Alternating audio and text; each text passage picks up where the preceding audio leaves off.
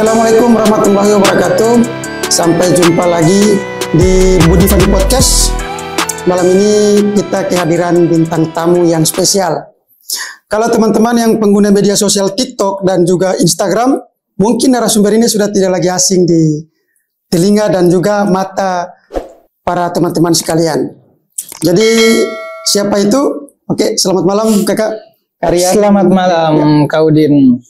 Sehat? Alhamdulillah sehat sekali, apalagi tadi habis keliling-keliling Tidore lah kita. Jadi mungkin 2 hari Kakak semenjak hari pertama tiba di Tidore itu, tadi mungkin hari kedua ya? Ya, hari kedua.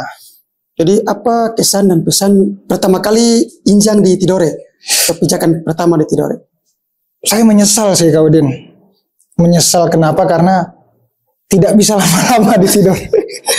Menyesal ternyata tempat yang betul-betul saya ingin kunjungi itu akhirnya bisa tercapai.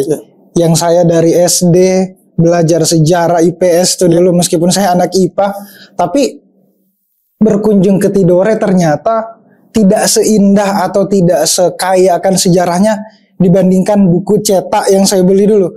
Ternyata lebih indah ketika misalnya kita kunjungi langsung. Nah, itu kesan saya di Tidore, terutama akan wisata sejarahnya, wisata alamnya yang tentunya memanjakan mata, yang akhirnya membuat saya bisa sangat bangga dan mungkin terhormat bisa diundang di Tidore Kepulauan ini. Jadi di sini kami selaku anak-anak muda kreator di Tidore mungkin tidak asing lagi dengan karyan sendiri. Jadi di mana di setiap kontennya selalu membahas isu-isu yang hangat gitu. Jadi kehadiran Abang Rian di sini tuh semacam menjadi satu spirit baru untuk motivasi untuk kami selaku kreator-kreator pemula gitu ya. Jadi tadi juga kan sempat ada kegiatan di pondok pesantren ya, soal talk show digital dan kreatif ya gitu. Jadi bagaimana keseruan dan kemeriahan di lokasi tadi? Antusias dari pesertanya? Yang pertama sih saya rasa spiritnya hampir sama Kak Udin dengan daerah yang selama ini sudah saya kunjungi beberapa, kayak di Aceh, kemudian daerah-daerah di timur juga, itu hampir sama. Saya selalu yakin kekuatan anak muda yang ada di daerah itu betul-betul punya semangat yang tinggi, punya rasa untuk bagaimana dia selalu untuk pengen nunjukin ini, pengen nunjukin apa, tapi kadang tuh kesempatan itu jarang untuk misalnya dia dapatkan. Dengan tadi saya diundang di acara talk show digital kreatif itu, saya rasa itu menyenangkan sekali talk show-nya, bagaimana saya dituntut untuk bagaimana memanfaatkan ilmu saya yang kemudian bisa dibagikan dengan pemuda-pemudi di Tidore terutama. Dan saya pikir apresiasi yang paling tinggi buat yang memberikan kesempatan untuk pemuda-pemudi itu bisa duduk, bisa mendengarkan kami yang dari Jakarta, kemudian kami yang betul-betul sudah memberikan bisa dibilang tadi dikenal mungkin sebagai di TikTok, bisa memberikan pengaruh lewat konten, itu bisa memberikan sedikit cahaya atau mungkin bisa memberikan ilmu yang mungkin dibutuhkan oleh pemuda-pemudi Tidore. Karena lagi-lagi yang akan mewarisi kelak Indonesia ke depannya, Tidore ke depannya itu pasti anak muda. Dan saya sedikit memiliki keyakinan bahwa Tidore itu Kak Udin punya semuanya. Kita bicara sumber daya alam ada, sumber daya akan sejarah tuh ada, kemudian filosofi, budaya, tradisi itu lengkap banget. Sekarang pertanyaannya, apakah sumber daya manusia di Tidore betul-betul bisa memanfaatkan itu semua? Nah, dengan datang di talk show tadi, saya pikir itu akan jadi sebuah kekuatan besar yang bisa dimanfaatkan untuk bagaimana memperkenalkan budaya Tidore lewat talk show, lewat kegiatan-kegiatan yang jangan cuma sifatnya momentum, tapi berkelanjutan. Mungkin setiap bulan ada kumpul pemuda-pemudi yang betul-betul bisa menghasilkan pemuda-pemudi Tidore yang eksistensinya tuh bukan cuma di Tidore, tapi betul-betul bisa memperkenalkan budaya atau kekayaan sejarah dari Tidore itu sendiri. Jadi kesan yang pertama tentunya sangat apa ya, bisa dibilang betul-betul sangat menghargai lah bagaimana keseruannya, bagaimana disambutnya di sini itu saya sangat mengapresiasi sih. Ya. Jadi luar biasa seperti antusias dari peserta tadi ya. Jadi kita tahu bersama kan bahwa media sosial terutama TikTok yang kakak mungkin sendiri berkarya di situ, apakah platform TikTok ini kan kita bicara jangka panjang ini, karya kita kan jangka panjang, apakah bisa menjanjikan atau tidak sehingga motivasi kita terhadap anak muda bahwa jangan takut untuk menjadi kreator gitu. Jadi apakah 5 tahun ke depan platform ini kemudian bisa bertahan ataukah nanti ada platform baru yang masuk gitu. Nah, itulah dahsyatnya perubahan. Karena sesuatu yang pasti sudah pasti akan ada perubahan. Siklus yang baru akan mengganti siklus-siklus yang lama lah. Dan manusia, katanya Charles Darwin, memang kita dibekali yang namanya survival of the fittest. Dia nulis itu, yang artinya makhluk ataupun orang yang bisa bisa dibilang orang yang mungkin kuat, orang yang mampu bertahan itu bukan orang-orang yang kuat, bukan orang-orang yang cerdas, bukan orang-orang yang mungkin hari ini terkenal di mana-mana, tapi yang betul-betul bisa bertahan adalah orang yang mampu beradaptasi, orang yang bisa menyesuaikan dengan lingkungannya hari ini. Pun kita, orang-orang yang dari daerah, orang-orang yang dari kampung, bagaimana kita berusaha beradaptasi dengan kondisi hari ini. Hari ini TikTok ramai. Gimana cara kita beradaptasi? Bagaimana cara kita memanfaatkan potensi kita? Makanya saya selalu bilang, jangan bercita-cita jadi konten kreator, jangan bercita-cita jadi YouTuber, jangan bercita-cita jadi TikToker. Tapi bercita-citalah sesuai dengan apa yang teman-teman senangi, apa yang teman-teman cita-citakan dari dulu. Misalnya, ada yang bercita-cita jadi pemadam kebakaran. Jadilah pemadam kebakaran yang punya TikTok misalnya, punya akun YouTube, atau mungkin jadi guru yang punya TikTok sehingga dia mampu menyebarkan ilmunya lewat media sosial itu tadi.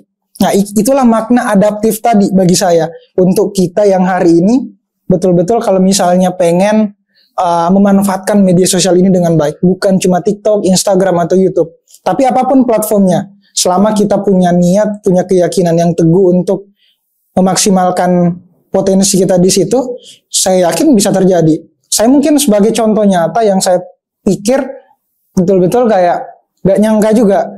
Saya lahir dari Kabupaten Baru, merantau ke Jakarta, di sana kuliah, kemudian sambil kerja juga, bahkan jadi konten kreator hari ini pun tidak pernah terpikirkan sama sekali.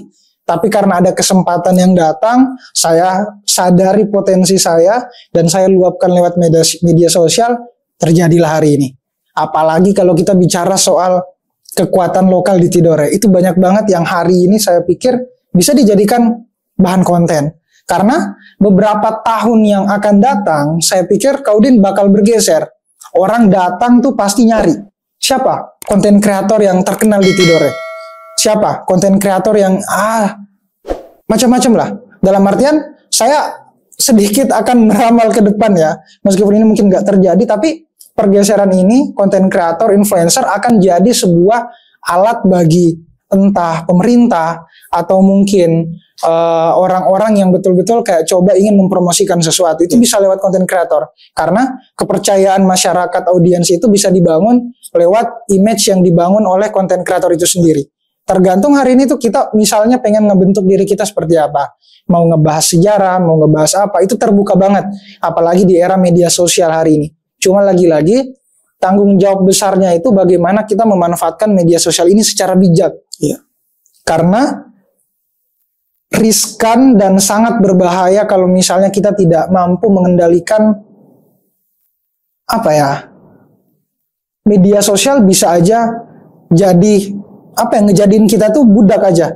Dalam artian kalau kita cuma mengkonsumsi terus-menerus, dan itu sangat berbahaya. Dan nyatanya hari ini kita nggak kekurangan informasi, tapi justru kelebihan informasi. Dan itu yang harus betul-betul kita jaga agar bagaimana kita bijaksana dalam memanfaatkan media sosial.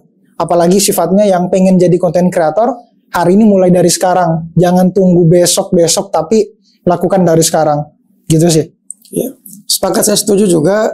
Om Udin kemudian teringat dengan satu statement dari Bob Sadino. Ya. Jadi Bob Sadino ketika ditanya oleh teman-temannya bahwa usaha yang baik itu apa? Usaha yang baik adalah bukan ditanya tetapi dimulai. Iya. Saya yakin gitu. Jadi anak-anak muda yang ingin bercimpun di dunia kreator harus berani memulai. Mungkin seperti itu, Karian. Ya. Jadi ada kan sebagian juga anak-anak khususnya di Tidore pada khususnya ya, itu ingin memulai tapi mungkin agak sedikit canggung di depan kamera. Tahulah tidak semua orang kan bisa berpublic speaking. Ada mungkin orang yang belakang layar misalnya gitu. Ada tips-tips khusus yang mungkin bisa diberikan sehingga anak-anak ini bisa tampil di depan kamera sesuai yang bisa menyalurkan hobi mereka gitu. Tipsnya sih nggak ada teknis ya. Paling bagaimana teman-teman memulai aja, itu kuncinya. Memulai sehingga akan ada yang namanya proses pembelajaran. Dulu kalau Kak Udin tahu, saya anti banget ngomong di depan orang, di depan layar. Saya berangkat dari SMA itu bisa dibilang pendiam orangnya Kak Udin. Pendiam, ke kampus, memang beberapa kerjaan, beberapa coba mencari pengalaman itu belakang layar semua. Jadi nulis skrip, makanya konten yang mungkin hari ini saya hadirkan tuh proses menulis, kemudian editing sendiri, itu belakang layar semua. Makanya kayak tidak pernah terpikirkan pun bisa ngomong kayak gini. Jadi yang bilang, ya gimana sih cara kita melatih agar bisa lancar, bisa pede, ya lakukan dari sekarang. Nanti itu akan jadi akumulasi biar kita terus belajar, improve apa yang salah. Makanya yang kadang jadi permasalahan tuh karena kita menganggap remeh diri kita sendiri, Kak Udin. Merasa harus sempurna. Itu penyakit anak muda juga tuh.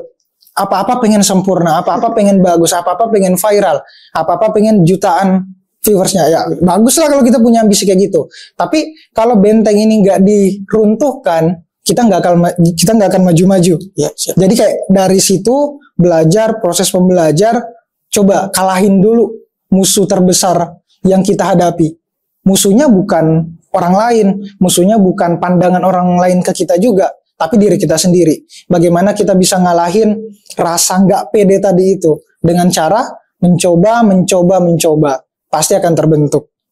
Gitu sih. Jadi mungkin teman-teman yang di rumah yang mungkin masih canggung, jadi tipsnya sederhana. memulai. Jadi proses semua itu tidak ada yang instan. Bahkan mie instan juga butuh proses untuk masak kan, kayak gitu. Ya, jadi di suatu daerah kan kita tahu tipikal pemerintah daerahnya kan ada yang support, ada juga yang enggak gitu. Jadi semisalnya anak-anak muda ini kan harus didukung imajinasi mereka, kemudian diberikan ruang gitu. Jadi menurut kalian sendiri seberapa penting sih dampak dari pemerintah setempat khususnya di seluruh Indonesia lah untuk jadi kekuatan mereka ketika mensupport anak-anak muda ini sehingga mereka bisa berkembang. Jadi seberapa penting peran dari pemerintah ini gitu? Ya, pemerintah, anak muda, kemudian beberapa elemen lainnya memang harus berkolaborasi. Wajib hukumnya untuk bersinergi. Kalau misalnya satu aja yang kerja, itu pasti akan tidak seimbang, malah nggak bakal jalan. Satu yang ke kiri, satu yang ke kanan tuh nggak bakal bisa. Dalam artian pemerintah, apalagi khususnya daerah, betul-betul harus melihat peluang anak muda tuh sebagai kesempatan untuk memanfaatkan potensi ke depan. Anak muda hari ini tuh luar biasa potensinya. Cuma kadang beberapa orang masih kurang menyadari. Pun anak mudanya kayak gitu. Kayak merasa, oh ini cukup nih, hidup saya kayak gini. Kemudian nyaman dan segala macam. Nah, sebagai anak muda pun kita harus keluar ataupun bergerak dari zona nyaman itu tadi. Mencari sesuatu yang baru. Karena itu mindset saya, Kak Udin. Di daerah, di kampung, kenapa saya memutuskan untuk ke Jakarta kuliah? Karena saya ingin ngeubah mindset saya, ngeubah nasib bahkan takdir saya yang ketika saya tahu ketika saya masih di daerah tetap kayak gini, siklusnya kan tetap kayak gitu. Kalau nggak lulus dari kampus, jadi PNS, habis itu selesai. Coba kalau anak muda punya pikiran-pikiran yang mau buat usaha sendiri, jalannya banyak pasti. Pengen berdikari misalnya. Jadi proses itu saya pikir harus dihargai oleh pemerintah, dalam artian menyediakan wahana untuk melatih skillnya, melatih apapun yang dibutuhkan untuk proses perkembangan anak muda. Itu penting banget sinergitas itu. Yang bahaya ketika pemerintah hanya memanfaatkan anak muda cuma sebagai objek aja, cuma sebagai angka aja, cuma sebagai barang sekali pakai doang untuk suaranya di pemilihan umum mendatang. Itu kan bahaya banget. Tapi di negeri Konoha ya. Ya, dalam artian bagaimana anak muda khususnya di Tidore betul-betul dijadikan subjek, didengar suaranya. Makanya tadi saya juga ngedengar kalau misalnya acara tadi disupport penuh ya sama pemerintah. Nah, itu yang harus kita dorong terus, bahwasanya acara-acara yang seperti ini bukan cuma talk show biasa, bukan cuma seminar biasa, tapi itu bisa ngerubah mindset bahkan semangat anak muda ke depan untuk terus berkarya. Kemudian bagaimana anak muda hari ini tuh pasti makin semangat lah untuk melihat bagaimana sih kondisi atau anak muda yang dibutuhkan hari ini. Jadi peran pemerintah, peran pemuda tuh harus sinergi. Dalam artian nggak boleh ada yang terlalu ke kiri atau mungkin terlalu ke kanan, tapi harus berjalan beriringan. Sejatinya sih kayak gitu hubungannya. Jadi ini mungkin saya yakin netizen di rumah juga ingin ingin mengetahui informasi ini. Saya yakin bahwa ini pertanyaan spesial juga dari Om Udin untuk Bang Rian ini. Jadi kan Bang Rian sekarang kan berkarya di platform TikTok. Ini mungkin sekarang beberapa tahun apakah tetap jalan terus ataukah memilih pekerjaan lain kalau misalnya mendapat pekerjaan yang lebih menjanjikan dari selain TikTok? Apakah tetap bertahan ataukah memilih belok? Bantu ngelurusin pertanyaan Kak Udin, masuk politik kali ya kan? Masih banyak. Hari ini saya yakin apa yang saya lakukan hari ini itu mungkin mandat Tuhan, Kak Udin. Mandat Tuhan bikin ke Tidore sudah digariskan untuk bersuara kayak gini. Saya pikir itu juga bagian dari mungkin rencana-rencana Tuhan yang kita nggak tahu ya. Hari ini pun saya berani bilang saya tidak pernah bermimpi bahkan sekali terpikirkan untuk jadi konten kreator, Kak Udin. Tapi saya punya keyakinan bahwa saya mau jadi jurnalis kayak Najwa Shihab, kayak orang-orang yang saya lihat di TV. Saya pengen kayak gitu. Jadi arahnya tuh udah jelas tujuannya mau kemana. Nah, dan ternyata dikasih jalan untuk jadi konten kreator dan inilah yang saya jalani. Dan sedikit mungkin informasi bagi yang masih kurang tahu tentang konten kreator, itu betul-betul akan dibutuhkan di masa yang akan datang, Kak Udin. Bagaimana profesi ini saya bilang akan menjanjikan. Hari ini pun kayak gitu. Kayak kita dikasih kebebasan untuk meluapkan karya kita, meluapkan emosi kita, dan itu ya bisa aja kita dibayar oleh perusahaan untuk ngepromosin sesuatu. Dan itu hari ini saya jalani sebagai namanya full time content creator lah. Jadi kayak betul-betul hari ini saya cuma fokus konten aja, diundang kayak gini, dan itu cukup lah untuk menghidupi, cukup lah untuk bisa transfer uang ke kampung. Maksudnya itu bisa jadi patokan lah buat teman-teman untuk jadi konten kreator. Kalau misalnya kita bicara soal materi tadi, cuma untuk kedepannya saya masih ingin berada di jalur yang saya pikir dibutuhkan oleh anak muda hari ini untuk tetap bersuara lewat sosial media. Dan itu yang akan saya terus lakukan karena hari ini saya juga ngelihat, Kak Udin, bahwasanya orang takut bersuara, orang takut menyatakan pendapatnya, orang takut meluapkan apa yang ada dalam pikirannya. Karena mungkin alasannya apa gak tahu, mungkin masih terseret oleh romantisme masa lalu di Orba, atau mungkin ketakutan diculik tukang bakso atau dipersekusi segala macam. Itu masih menghantui, saya yakin. Tapi saya ingin buktikan bahwa hari ini saya masih bisa ngobrol, masih bisa berbicara dengan lantang, bahwasanya ya negara harus ada yang memperhatikan, kondisi kita harus ada yang memperhatikan. Kalau katanya Gunawan Muhammad, negara tuh ibarat ternak raksasa yang geraknya lamban karena ukurannya yang besar tadi. Makanya dibutuhkan seperti Kak Udin, seperti saya atau mahasiswa yang lainnya untuk menggelitik ternak ini tadi, biar dia bisa lebih jalan, mungkin nggak pelan tapi menggelitik aja bagaimana dia bisa coba dihidupkan. Jadi kayak perlu peran-peran anak muda untuk berani bersuara. Gitu sih. Ya. Jadi selanjutnya, kenapa memilih membahas isu-isu hangat yang ada di negara ini di saat kebanyakan anak muda memilih jalan aman gitu? Ini kan nanti bisa diteror dan lain sebagainya. Kenapa memilih membahas isu-isu yang demikian? Ini yang menarik. Mungkin netizen juga penasaran gitu. Kenapa ini kan sikap yang luar biasa gitu? Karena di satu sisi memang dari kecil tuh Kak Udin suka banget ngelihat isu-isu, nonton berita. Karena mungkin diwarisi sama kakek ya, sering nonton berita. Jadi kalau nggak diganti tuh beritanya marah dia. Jadi kayak asupan-asupan berita tuh ada terus di kampung. Jadi kayak dulu kayak gitu. Dan berangkat sampai hari ini memang suka nulis.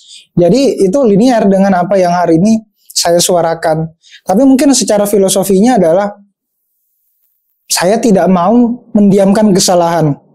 Karena mendiamkan kesalahan adalah sebuah kejahatan. Itu katanya Sohogi juga kan. Ya, luar biasa. Dan saya pikir ya kalau kita tetap diam, ya mungkin kita mengaminkan rencana jahat orang-orang. Jadi ketika misalnya ada yang korupsi, ada pejabat daerah atau ada orang-orang yang melancang dan segala macam, masa sih kita diam? Jadi kayak hari ini tuh masih sulit gitu menemukan kenapa harus diam. Walaupun kita bersuara tuh apa ya? Kita diam pun tuh masih ada yang ngomongin kita. Apalagi kita bersuara gitu. Jadi apa gunanya diam? Meskipun diam adalah emas ya. Tapi bagi saya sekarang tuh eranya bukan diam lagi emas deh.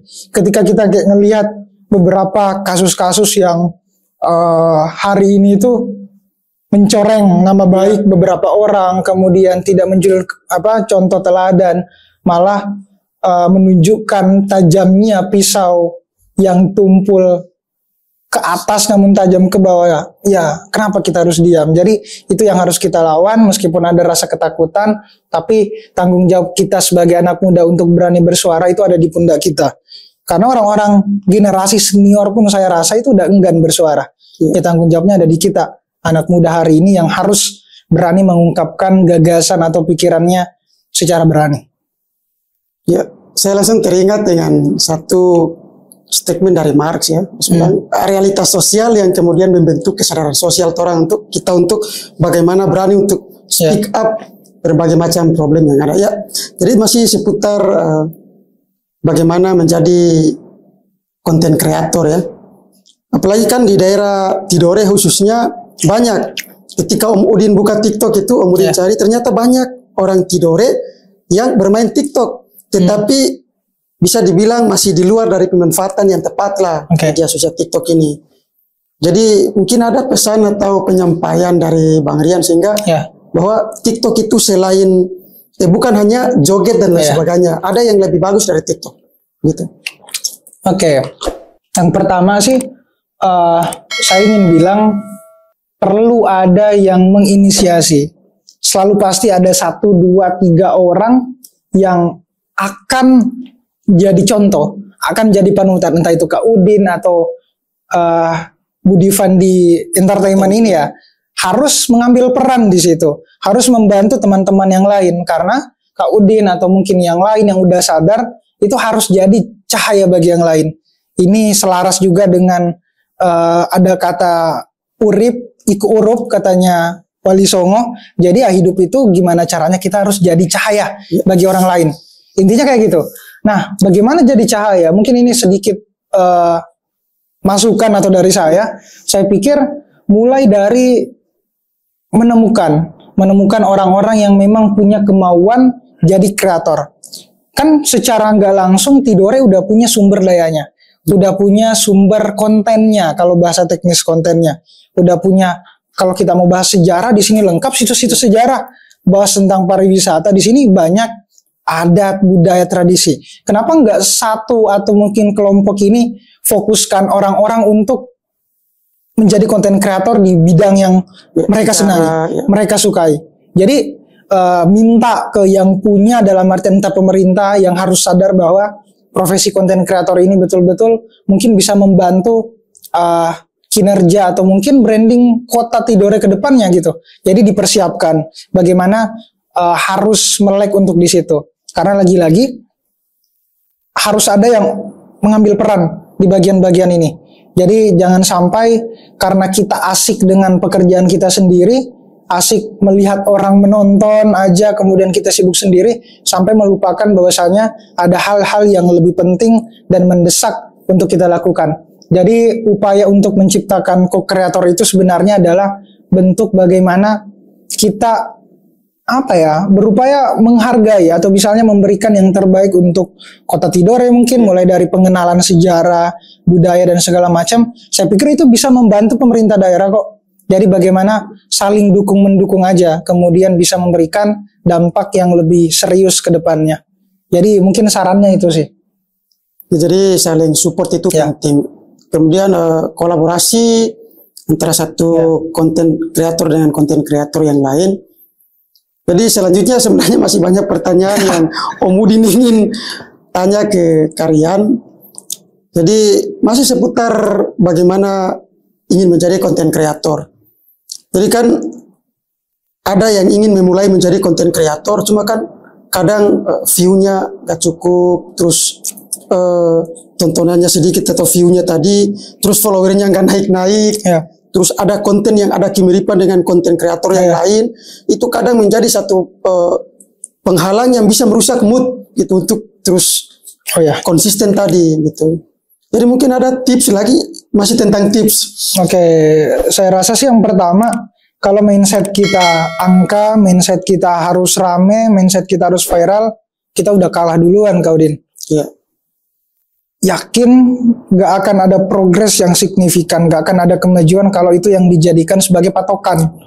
Beda cerita, kalau sesuatu yang kita cintai, sesuatu yang kita senangi terus kita bagikan, kita gak akan pikirkan hal itu. Karena kita ikhlas ngelakuinnya, konsisten. Jadi timbal baliknya, efeknya ketika kita cinta melakukan sesuatu, kemudian yang kita bagikan, kita gak akan pikir resikonya apa. Beda cerita kalau kita pandangannya harus ramai, pengen view-nya jutaan, capek ujungnya. Tapi kalau kita cinta, itu rasa kita tuh bakal konsisten. Dalam artian ya mau rame, alhamdulillah, mau enggak pun bodo amat. Pun nanti percaya, ya usaha kita nggak bakal ngehianati kok hasil tadi. Jadi ya mulai dari menemukan apa yang kita cintai, lalu sebarkan. Itu sih tipsnya.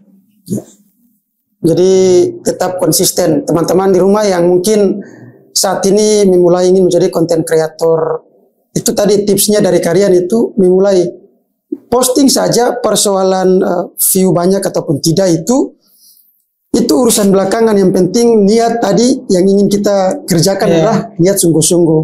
Persoalan itu kita serahkan sama yang di atas. Ya, siap. Banyak atau tidaknya tadi. Ya, selanjutnya mungkin tadi pesan dan kesan tentang pertama kali datang di Tidore.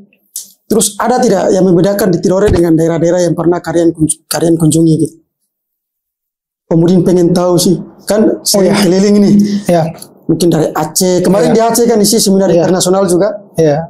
Pasti sih excited banget. Tadi udah diceritakan latar belakangnya, terutama Maluku Utara kan ini sebagai daerah yang paling bahagia di Indonesia ya. Katanya.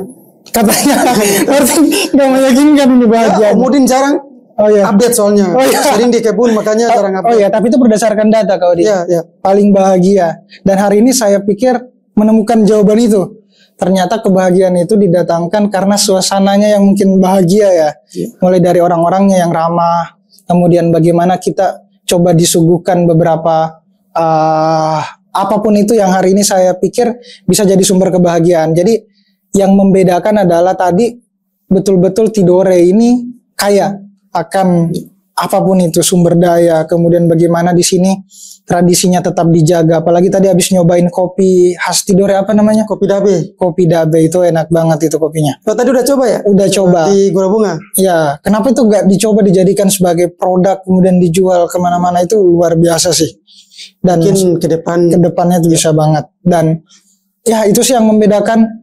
Apalagi saya pikir Tidore akan jadi tempat yang mungkin orang-orang tuh nggak bakal bosan kalau datang pertama kali. Jadi saya sih berharap bisa diundang lagi nih ke Tidore biar kita bisa lebih banyak menjelajahi. Soalnya singkat banget nih waktu di Tidore. Kemudian juga pengennya gitu sih. Oh iya. Tapi semua kan tergantung dari Budi Fandi Entertainment dan teman-teman. Jadi Budi Fandi Entertainment memang luar biasa. ini pesan dan juga motivasi dari kalian untuk konten kreator yang ada di Kota Tidore Kepulauan. Oke, yang pertama untuk teman-teman di Kota Tidore, saya bilang kekuatan lokal kita itu penting. Kekuatan lokal yang akan mungkin menyelamatkan kita ke depan oleh arus peradaban, oleh kemajuan, oleh teknologi yang hari ini menguasai. Tapi percaya bahwa sumber daya kita sebagai putra daerah yang tumbuh besar dengan kekayaan sejarah, budaya, tradisi, itu harus dihargai dan dimanfaatkan semaksimal mungkin. Contohnya jadi konten kreator untuk memperkenalkan budaya, tradisi, ataupun yang kita yakini sebagai masyarakat Tidore. Saya pun memegang teguh hal itu. Saya jadi konten kreator selalu membawa tradisi suku Bugis, yaitu Taro Ada, Taro Gau, yang artinya perkataan itu harus selaras dengan perbuatan. Itu yang saya coba di TikTok dan hari ini pun berusaha untuk terus menekuni bahkan menjalankan tradisi itu. Dan teman-teman kreator di Tidore pun harus paham dan harus menyebarkan itu semua. Karena eranya akan terus bergeser, perubahan akan pasti terjadi. Cuma pertanyaannya, siapkah kita menjawab tantangan-tantangan itu dan menjadi anak muda yang kelak akan dibutuhkan bangsa Indonesia ke depannya. Dan saya percaya bahwa orang-orang Tidore tidak sedikit pun mungkin memiliki ketakutan atau mungkin apa. Cuma hanya sedikit diberikan dorongan atau bahkan kesempatan untuk terus maju. Karena sejarah itu selalu memberikan kesempatan untuk anak muda terus berkiprah. Jadi saatnya anak muda untuk berpikir tanpa kejumudan, berani bersuara tanpa ketakutan, bergerak tanpa kekerasan, dan bermanfaat untuk kekitaan. Debat tetap pakai adat. Gitu sih. Iya. Nanti teman-teman yang di rumah bisa saksikan podcast malam hari ini di Budi Fandi Entertainment. Di channel YouTube Budi Fandi Entertainment. Jadi jangan lupa subscribe, itu penting. Jadi sama-sama support kreator-kreator dari Tidore. Mungkin ya, jangan lupa, juga. Ya, benar, jangan lupa subscribe YouTube Budi Fandi Entertainment, ya, Budi Fandi Podcast, kemudian TikTok juga. Bang Udin apa namanya? Udin Hadijah. Udin Hadijah. Ada juga TikTok dari Budi Fandi. Oh ya. Ya, TikTok, ada Instagram juga. Jangan lupa follow dan komen di situ. Ya, jangan lupa update karena tayangan ini bakal ada spotlightnya lah di platform media sosial dari Budi Fandi Entertainment. Dan terima kasih juga buat teman-teman semua, terutama dari Budi Fandi Entertainment yang udah ngundang Rian, udah nyuguhin untuk bagaimana di sini menginspirasi kreator-kreator di Tidore. Dan jangan lupa untuk tadi kita jadi cahaya buat orang lain. Gitu sih, Kak Udin. Ya. Jadi kita ucapkan terima kasih juga kepada sponsor Budi Fandi Fotografi, terus ada Cucu Gogo, G-Craft Kota Tidore, terus Teras Ngemil dan Tidore Island yang selalu menggagas kegiatan-kegiatan menarik, terus menyupport terus konten-konten kreator dan kegiatan-kegiatan positif di Kota Tidore. Dan terutama kepada Kalodi Official, Budi Fandi Entertainment, dan juga Nasjum yang telah menggagas berbagai macam kegiatan di Kota Tidore ini. Salut Om Udin, salut. Jangan lupa follow sosial media yang mereka punya juga ya, dari Cucu Gogo, Nasjum, dan lain sebagainya.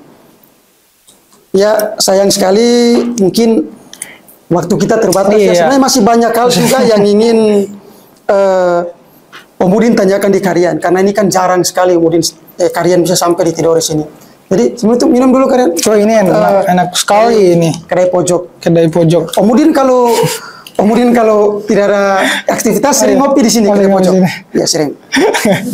Pelan-pelan Om Udin. Ya, aus karena saking enaknya Om Udin gugup.